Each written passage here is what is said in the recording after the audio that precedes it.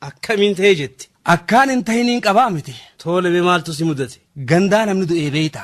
Mana taaziyaa dhayxe. Dhaquu qofaaniin bulee huwi. Duba maaltu maal ta'e? Sharaan afooshaadhaa mooraa keessa dhaabbata.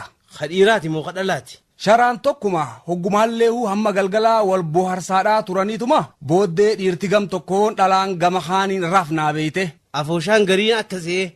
Ni rafee beeytaa namu. Ati hoo? Awwa hin xuxuuxa je'eetiin turee dhufee beeyte. Aadumateeti haaya sun. Anumaa dhufee tarree dhiiraa tana maddii takkaan ciise ifaan maan dhaamin. Sharaan cillimtee ji. Ammaa lafaa ka'ee bar. Eessa deemta gaa?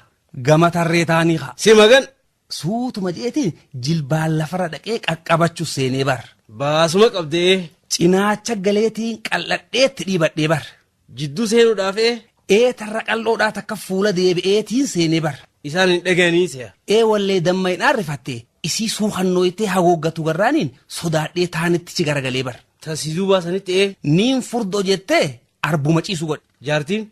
Qaamuma malee beekgaa umriidhaan dilasii miti fagaattu 50 taati. Ati hoo meeqa sila? 25. Tole mee haaya.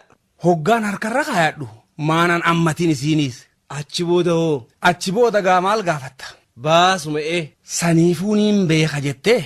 Hirriba moo? An dhaluma akkas hirriba bee takkaan agarsiin hin jiru. Akkasuma haayawaan sanitti namni walirra haraashidha. Dukkanaa beetee ijaa wal nagarru. Akkan dubbifnees nama jidduudha ammas. Malaan dhawachuus seene haamma. Eenyu akka taate beekuudhaaf haawulumaafuu maammilaan godhadha jeetiin ka. Tole maaya. Oluma akkas fuudheetiin suuta je'ee fiinxa dhooytuu isiidhaa kan isin mudhitti hidhatte kana guduunfee bar. Osoo isiin hin beekan hoggaasiif bakka deebi'eetumaan ganamaan ka'e hoggaa bariitus. Dhalaan ganamaan ka'aami Anis bariisaan ka'eetiin harrara dhaaphee eegu seene ka.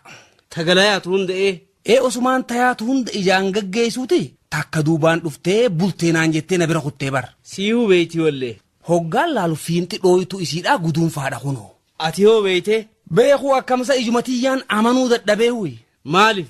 Habootiyya ka.